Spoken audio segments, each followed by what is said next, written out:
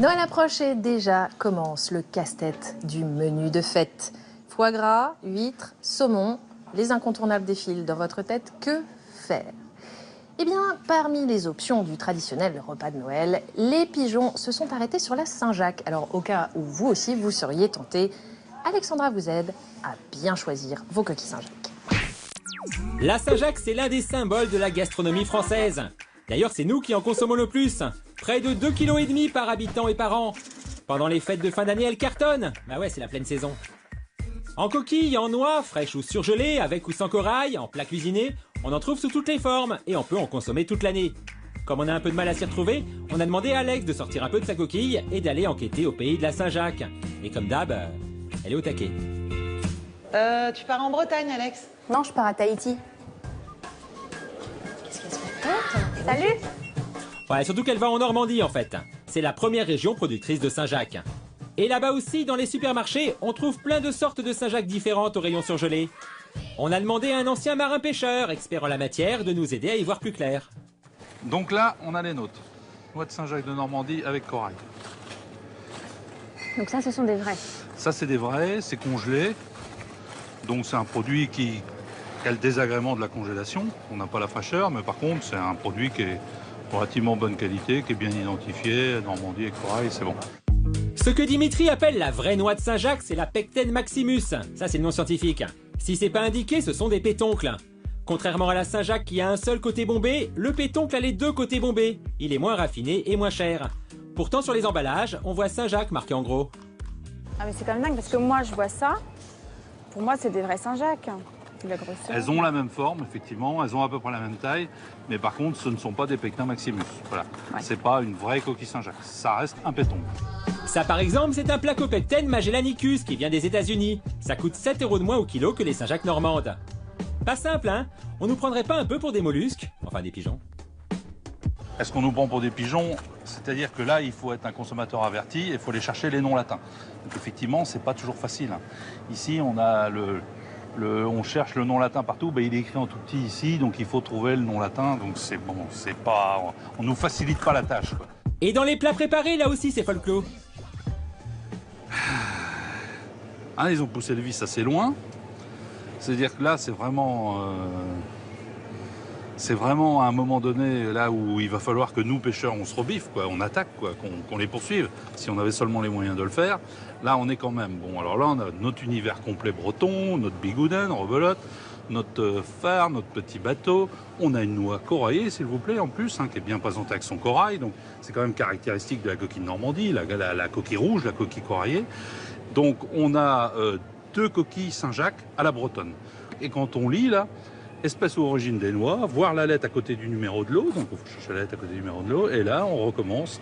Zygoclamis patagonica, Argentine, Argopecten purpuratus, Pérou, Chlamys nobilis, Vietnam, Chlamys opercularis, île Féroé, Chlamys opercularis, Royaume-Uni, et du Chlamys opercularis qui vient même de France. C'est-à-dire que là-dedans, on ne sait pas ce qu'on va manger, et on ne va surtout pas manger les coquilles Saint-Jacques. On va manger des pétons de tout petit calibre. Là, on est quand même dans ce que l'agroalimentaire nous propose de pire, c'est-à-dire qu'il nous trompe, quoi, il nous manipule. Voilà. Alors, il y a manipulation ou pas? Alex, elle a appelé cette société pour leur poser la question qui la taraudait. Je voulais savoir, est-ce qu'il y a des bigoudens au Chili? Je suis pas sûr qu'il y ait des bigoudens au Chili. En voyant votre packaging, on voit une bigouden, un phare, etc. Vous jouez sur la symbolique, oui, très très bretonne. Et voilà, ça peut un petit peu tromper le consommateur quand même. Écoutez, nous, on respecte la législation dans la mesure où on étiquette sur la phrase principale les différentes espèces de noix que nous utilisons. Là, j'ai la route gastronomique à côté de moi. On respecte bien la notion de recette à la bretonne qui associe de la crème, du fumet et des légumes. Donc ça, on le respecte bien. La recette est bien bretonne, les Saint-Jacques en revanche. Sur la dizaine de produits qui affichent Saint-Jacques, 2 seulement contenaient la fameuse Pecten maximus. Mais du coup, quel rapport avec la vraie Saint-Jacques? On est allé voir une spécialiste du marché des produits de la mer pour mieux comprendre. Le Pecten maximus, qui est la Saint-Jacques française, qu'on retrouve également en Grande-Bretagne, en Europe en fait. Le Pecten maximus est un coquillage qui fait de 10, 12, exceptionnellement 14, 15 cm de diamètre. Il fait partie des plus gros pecténidés de la planète. Les autres sont un petit peu plus petits ou carrément beaucoup plus petits. Le pectène d'Argentine est un tout petit pecténidé qu'on consomme beaucoup en France, notamment dans les plats cuisinés. En gros, on en importe d'un peu partout. D'Argentine donc, mais aussi du Pérou, du Chili, des États-Unis, du Canada, du Royaume-Uni, de Chine, du Vietnam. Parce que la France est loin de couvrir tous ses besoins. En gros, le marché de la Saint-Jacques, c'est 120-150 000 tonnes consommées en France. La production, c'est 15, 20, 25 000 tonnes. Donc 80% des Saint-Jacques consommés en France sont d'importation. 20% de production domestique, de production locale. Ça, c'est pour l'ensemble des pectinidés. Mais alors pourquoi on les appelle aussi Saint-Jacques si c'est pas vraiment des Saint-Jacques? En 1993, un arrêté français donnait à la Pecten Maximus le droit exclusif de porter l'appellation Saint-Jacques. Mais ça n'a pas plu à tout le monde. Immédiatement, le Canada, le Pérou et le Chili se sont dit « mais non, tout de même les Français, vous exagérez, nos coquilles Saint-Jacques devraient avoir l'autorisation d'être appelées coquilles Saint-Jacques » et donc un dossier déposé à l'OMC, et l'OMC, en 96, vous avez raison, décrète que la France a tort. Du coup, à moins d'être hyper fort en latin et d'avoir une super vue, difficile de s'y retrouver. Mais alors y a-t-il vraiment des différences entre notre Saint-Jacques à nous, la Pecten Maximus, et les autres Zygoclamis machin ou Argos Pecten truc? Alex, elle a posé la question à Sébastien, un chef normand qui ne rigole pas sur la Saint-Jacques. Bon, chef, j'ai une surprise. Aïe, Voilà. c'est la première fois que ça rentre dans ma cuisine, Ah bon? type de produit. Qu'est-ce que ça t'inspire, ça, chef? Bah, ça m'inspire pas grand-chose. C'est au visuel, c'est pas très joli. Les noix font moitié brûlées par le froid. Le corail a une drôle de couleur. Voilà. Maintenant, faut voir décongeler. On va goûter, on va tester, on va comparer. Ouais, on vous l'a dit, il rigole pas sur la Saint-Jacques. Mais il a accepté de les cuire, les pétoncles d'Alex, pour comparer, comme il a dit. Donc, on voit bien sur le tour de cette noix-là, toutes ces petites bulles-là, c'est l'eau qui est rejetée par la noix. Et je pense que c'est la congélation qui fait ça. L'autre noix, la noix fraîche, il n'y a absolument pas ça. Donc là, si tu veux, tu peux les toucher, tu peux sentir vraiment la différence de texture. Très ferme. Et là, ouais, c'est beaucoup moins ferme. Et au niveau du goût alors, ça se ressemble? Bon, vous allez voir, le chef, il va pas vraiment changer d'avis. Alors, en termes de texture, la noix de coquille Saint-Jacques est plus soyeuse. Et le goût est plus, j'ai envie de dire, plus subtil. Oui, ça, c'est beaucoup moins fin. Voilà, c'est pas tout. Ça te donne pas envie de cuisiner avec ça? Non, moi ici je reste sur la noix de coquille Saint-Jacques fraîche de Normandie. Eh ben justement, la Saint-Jacques fraîche de Normandie, notre pigeonne, elle a voulu aller la chercher à la source, avec de vrais marins pêcheurs. J'ai apporté les croissants. Ouais, c'est magnifique ça. On va se régaler. Il est 4h30 du matin, mais je suis au taquet. Bon, c'est parti. On va faire comme ça. D'accord. On va pas traîner parce qu'on a des horaires de pêche aussi, alors D'accord. on va y aller. Adieu. Départ immédiat pour un petit tour en mer de 12 heures. Ah oui, quand même. Mais Alex, elle est contente, hein. Même pas peur. Enfin, presque. Bon, je vais pas avoir le mal de mer. C'est quoi le mal de mer? C'est rien ça. Un bon petit crachat de départ, et puis après c'est parti. Justement, ça se libère, ça libère. Il est marrant. Ouais, on l'aime bien, Jérémy. Il est marrant. Ouais, je te laisse la mer. Donc tu vois, t'as le trait rouge, là c'est tracé, t'as rien à toucher, t'as juste à regarder. Voilà, s'il y a un danger qui arrive ou quoi, je suis pas loin. Ah, parfait. Voilà. Bon, bah j'arrive dans 1 heure. En même temps, faut bien s'occuper, hein, parce qu'il y a quand même 2 heures de route. Enfin, de route. Et quand on arrive sur la zone de pêche, bah visiblement, on n'est pas les seuls. Là, la zone où est-ce qu'on est, là, il y a quelques navires anglais, là, britanniques. D'ailleurs, de l'écossais, c'est un peu mélangé, je dis anglais, c'est global. Hein. Ouh, les Anglais. Ils font la même pêche que vous. Ouais. Ils font la même pêche en multiplié par 10, voire 20. Ah oui, d'accord. Ouais, C'est-à-dire c'est des plus gros bateaux? Les bateaux sont plus gros, il y a plus de matériel, ils n'ont pas de contraintes d'heure, ils n'ont pas de quotas. Donc voilà, en fait. Et ça, c'est un On problème? travaille tous dans le même carré, mais on n'a pas les mêmes lois, quoi. C'est un gros problème parce que oui, on est là, nous, pour la ressource. On se donne des heures, des quotas pour les années à venir. Et puis, ce que nous, on essaie de préserver, on se le fait enlever par, on va dire, des Britanniques en majorité, quoi. Donc ça se passe comment concrètement là? Vous raclez le fond, c'est... Ouais. Ça fait comme un gros râteau là, qui va traîner au fond. Et les sacs, il y a les sacs derrière accrochés, puis ça remplit les sacs. Bon bah là les choses sérieuses commencent. Et avec Alex, c'est pas gagné. Bon, à sa décharge, ça tangue un peu. Hein. Ok Alex, on y va. Les coquilles attendent.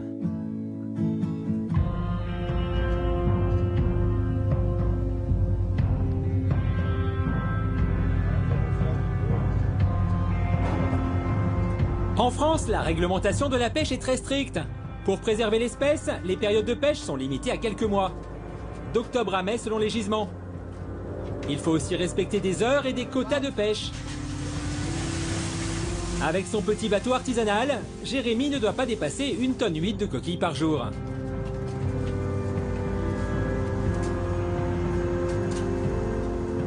Aujourd'hui, la pêche est plutôt bonne.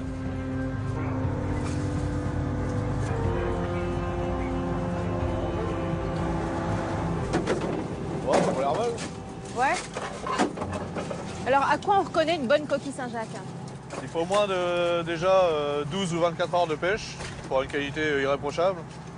Que la coquille elle soit propre, qu'il n'y ait pas d'aspérité, tu vois, comme ça, là, des crépidules. Donc ça s'enlève.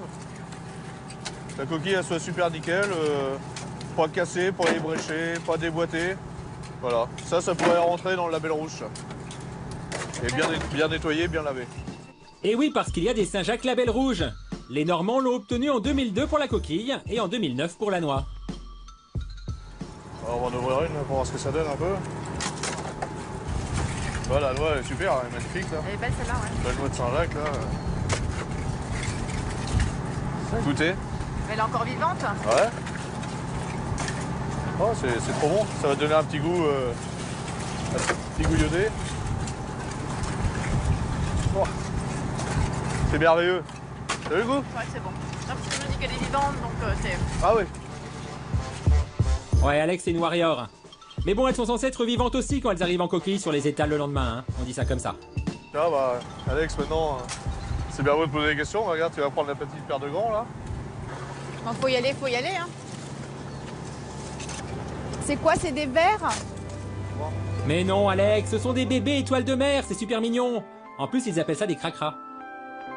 Non, vraiment, c'est chouette. En plus, Alex, elle est à l'aise sur un bateau. Bon, ça tangue toujours, mais c'est pas une petite brise qui va lui faire peur à notre pigeonne. Encore moins une araignée de mer. C'est rien, parce qu'en fait, là, il y a juste ces pinces-là qui peuvent pincer, mais ils font rien. Non, ça craint rien du tout. Y a pas de souci. Attention!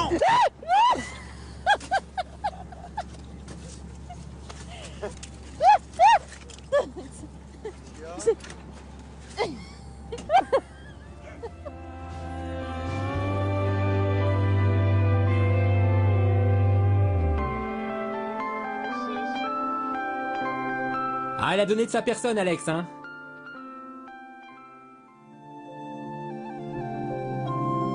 Faut dire aussi, le bateau, l'horizon, tout ça, ça l'inspire.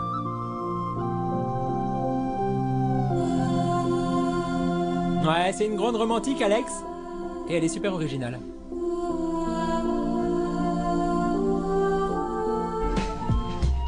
Mais bon, au moins, la pêche a été bonne. Enfin, on parle des Saint-Jacques, hein, des vrais. Enfin, des Pecten Maximus, quoi. Mais figurez-vous que même les vrais Saint-Jacques, elles sont pas toujours très cato. Bah non, ce serait trop simple. Notamment quand elles sont vendues en noix. Dimitri, notre ancien pêcheur, il nous a fait une démo avec des Saint-Jacques pêchés par nos copains anglais tout à l'heure. Alors là, ce que je t'ai amené, c'est des produits qui sont concurrents en nôtres, c'est des noix du Royaume-Uni. Donc c'est des noix qui sont pêchées dans le même secteur, mais qui sont décortiquées en usine et qui ont un traitement industriel derrière, c'est-à-dire qu'elles sont mises à tremper, ça gonfle, les noix gonflent, et c'est comme des éponges, elles deviennent énormes après. Donc là-dedans, on a 30% d'eau. Ce qui fait qu'on n'achète plus des coquilles, on achète de l'eau. C'est les mêmes produits à deux prix différents. Donc si on veut tromper le consommateur, il ira tout de suite vers le produit moins cher. Il dira bon, elles sont grosses, elles sont belles, mais il achètera de la flotte. Donc il ne se fera pas plaisir. Là, il sera déçu. Il sera déçu par le produit. Pas très fair-play, ça, de tremper des Saint-Jacques et de nous vendre de l'eau. Au risque de relancer la guerre de 100 ans, Alex, elle a essayé de contacter des usines britanniques.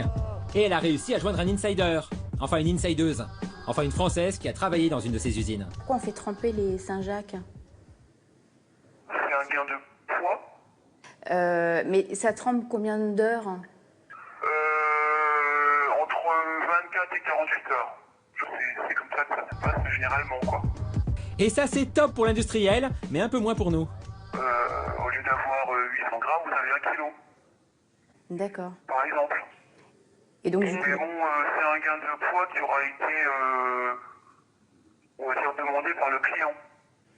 d'accord, parce que son but, c'est justement d'y gagner un petit peu. Le but, en fait, c'est la réduction de prix. Un produit non trompé va coûter, alors, je sais pas, on va dire 24 euros. En trompé, il va coûter 20 ou 25% de moins. D'accord. En fonction du pourcentage d'eau qui est rajouté, le prix décroît. C'est-à-dire, quand il y a 30% d'eau ajoutée, le fournisseur... On va dire que le prix d'achat à l'usine sera 30% moins cher. On va dire que c'est une mauvaise affaire pour le consommateur. Ça altère beaucoup la qualité du produit? Ça altère le goût. Ça altère le goût, ouais. Mais attention, tremper n'est pas tromper. Selon la répression des fraudes, c'est légal, mais à une condition. La pratique du trempage est considérée comme légale à partir du moment où on informe le consommateur. Depuis plusieurs années maintenant, et depuis la mise en place du règlement information des consommateurs en 2013, à partir du moment où le professionnel met sur son produit que le produit, qu'il a été trempé, c'est une pratique légale. S'il y a 5 fois plus d'eau que de protéines dans le produit, donc ça c'est par analyse laboratoire, on estime qu'il y a du trempage. Et donc qu'il faut en informer le consommateur. Puisque du coup, les qualités substantielles du produit sont altérées. Si c'est trempé, on doit voir indiqué non plus Saint-Jacques seulement, mais préparation de noix de Saint-Jacques, avec le pourcentage d'eau ajouté. Mais bon, ça va être hyper discret parce que c'est plutôt rare de voir cette indication. Pourtant, Dimitri, lui, il en voit partout. Des noix trempées, on en trouve à l'insu de son plein gré. Parce que comme on ne sait pas exactement ce qu'on achète, parce qu'on a du mal à trouver la petite étiquette, effectivement, dans les grandes surfaces, on en trouve très couramment. Bon, nous, en sachant tout ça, on s'est baladé dans Paris. On a bien regardé et on a fini par pêcher un gros poisson. Dans cette poissonnerie de quartier, devant, il y a un bel étal de noix d'un blanc immaculé qui viennent de l'Atlantique Nord-Est apparemment. Chouette. Mais quand on va bien au fond du magasin, on tombe sur un truc un peu chelou. Des petits seaux avec préparation de Saint-Jacques marqué dessus. Bizarre. C'est quoi ça en fait des Saint-Jacques? Préparation de noix de Saint-Jacques. Ah, c'est les mêmes qui sont là-bas. Ah, donc devant aussi ce sont des noix trempées. Mais le monsieur, il a oublié de l'indiquer. Mais pourquoi vous en mettez là Ça, c'est pour le restaurant. Ah, c'est pour les restaurants. Ah, c'est pour les restaurants. Ah bah on est content de l'apprendre. Mais il y a marqué 20% d'eau ajoutée. Si, vous avez toujours un peu la baigne dans son eau, si vous voulez, dans son jus. C'est ce jus naturel. Ah, c'est pas de l'eau, c'est du jus naturel? Du coup, Alex, elle en a acheté des Saint-Jacques au jus naturel. Des Saint-Jacques trempés, quoi. Mais pour le poissonnier, c'est pas un problème. Surtout qu'il les vend aussi cher que les vraies coquilles Saint-Jacques. Ça passe dans un bain d'eau. Si vous voulez, ça fait la protection naturelle qu'elle non plus. C'est l'eau, une fois congelée, qui protège le produit. Oui, mais ça absorbe l'eau, c'est peut-être pour ça que... Non, ça ne boit pas l'eau. Ça boit pas l'eau, une Saint-Jacques? Non, pas dans celle-ci. Vous verrez à la cuisson. Pas dans celle-ci? Pourquoi pas dans celle-ci? Parce que c'est trop compliqué pour vous. Mais là, j'ai pas le temps de vous expliquer tout ça. Mais la noix de Saint-Jacques, elle ne boit pas l'eau. Ah, si elle est dans son lait, elle boit l'eau. Mais pas celle-ci. Mais il y en a qu'on achète dans leur eau. Dans leur lait. Pas dans leur lait. Pas dans leur eau. Dans l'eau. Ouais, il boit pas que de l'eau le poissonnier, hein, ni du lait. En tout cas, Alex, elle a décroché le gros lot. Et ça, c'est laid. Parce qu'elle a des GCCRF, on le reconnaît. Les pratiques trompeuses sur l'étiquetage des Saint-Jacques, bah ils bossent dessus, justement. En 2013 déjà, ils avaient fait des contrôles. Et c'était pas clean partout. Ouais, on peut s'apercevoir que l'étiquetage chez un marailleur ou chez un vendeur sur un marché est insuffisant. C'est-à-dire qu'il est mal effectué, il est trop flou, on n'arrive pas à comprendre. Est-ce que vraiment le produit contient de l'eau ou pas? Des fois, il manque l'origine, il manque le nom de la noix ou quelque chose comme ça. Vous voyez, ce sont des cas assez simples. Et les contrôleurs, en fait, ce qu'ils font, c'est qu'ils demandent tout simplement aux professionnels de se remettre en conformité rapidement avec l'étiquetage. Et ça se fait généralement assez bien. Il arrive aussi régulièrement que les professionnels ne soient pas au courant de la réglementation, ou en tout cas c'est comme ça qu'ils le disent, et voilà, donc ils se remettent en conformité assez rapidement. Voilà. On a raconté ce qu'on avait vu dans notre poissonnerie, mais on est sympa, on n'a pas balancé. Alors il en pense quoi? Effectivement, là on a un cas de tromperie pure, effectivement. On utilise une préparation de noix de Saint-Jacques, et en fait on l'utilise pour la mettre à disposition du consommateur sur un étal qui donne l'impression qu'on est sur un produit peut-être même fraîchement pêché, en indiquant qu'il est frais. Donc là on est vraiment sur la vente d'un produit et donc d'un cas de tromperie, oui. On est sur un cas de tromperie. Bon, mais ces Saint-Jacques sont-elles vraiment si différentes que ça? Pour le savoir, on est allé voir Franck, le chef d'un restaurant spécialisé dans le poisson. Bonjour, chef. Alexandra, bonjour. Je vous ai apporté des petits... C'est la pêche du jour? Exactement. On lui a apporté 2 types de Saint-Jacques. Celle achetée par Alex dans sa poissonnerie et des Saint-Jacques écossaises vendues en supermarché. Et Franck a accepté de les comparer à ses propres produits. Ça, je pense que quand même c'est des fraîches des coquillers qui ont un petit peu traîné. Et sur les Saint-Jacques achetés dans la poissonnerie, il a tiqué. Ça, c'est un produit travaillé déjà. Ça, c'est en seau des coquillers traités. Et c'est vendu en seau de 2-3 kilos et c'est prêt à l'emploi. Donc après, le traitement, c'est top industriel, quoi. On se les essaye en cuisson. Ouais. On a donc fait cuire nos 3 Saint-Jacques pour savoir ce qu'elles valaient vraiment. Et on lui a fait déguster à l'aveugle, histoire d'être sûr. Et Franck, il a eu tout bon. Il a pas trop aimé la Saint-Jacques écossaise. Elle est molle et sans goût. Pas kiffé non plus la Saint-Jacques trempée achetée en poissonnerie. Insipide, très molle. Aucun plaisir à manger ça. Non, il y a que la Saint-Jacques fraîche qui lui a plu. La dernière, goûtez. C'est la des coquillers fraîches. Elle était contente, Alex. Elle savait lesquelles elle pouvait manger, du coup. Ouais, elle avait un peu faim, Alex. Et moi, je prends... Ouais, oui, on va pas gâcher. La fraîche. Merci. Au revoir. Au revoir. Bon, c'est pas si compliqué finalement de choisir une Saint-Jacques. On évite les pétoncles, on évite les trempés. C'est pas si compliqué. Et Dimitri, il a des astuces pour nous aider à choisir une Saint-Jacques fraîche. En plus, en pleine saison, elles sont parfois moins chères que les surgelées, donc ça vaut le coup. Le bon conseil pour acheter une bonne coquille, première règle, entière et vivante, fraîche. Après, quand on a des noix, obligatoirement, le coup d'œil, il faut que la noix soit bien intègre, qu'elle soit propre, qu'elle soit pas éclatée. Quand c'est trop gros, faut fuir, c'est qu'il y a un problème, c'est que ça a été gonflé. Bon c'est pas tout ça, mais on en fait quoi de nos Saint-Jacques maintenant qu'on sait les choisir? On les cuisine bien sûr. Alors Alex, elle est retournée voir Sébastien, qui lui a montré une de ses recettes. Et il lui a appris à ouvrir les Saint-Jacques.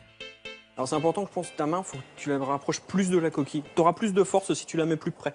Et là, vas-y, essaye. Hop. Ah. Voilà, t'y es. Ah. Voilà, t'y es. Youhou. Et maintenant, on l'ouvre. Eh ben, c'est pas mal. Et ben voilà. Et voilà, il n'y a plus qu'à les cuire maintenant. Et faire l'accompagnement. Facile.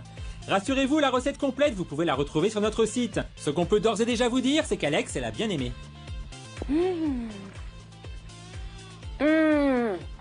Ouais, quand elle parle plus comme ça, c'est qu'elle aime bien.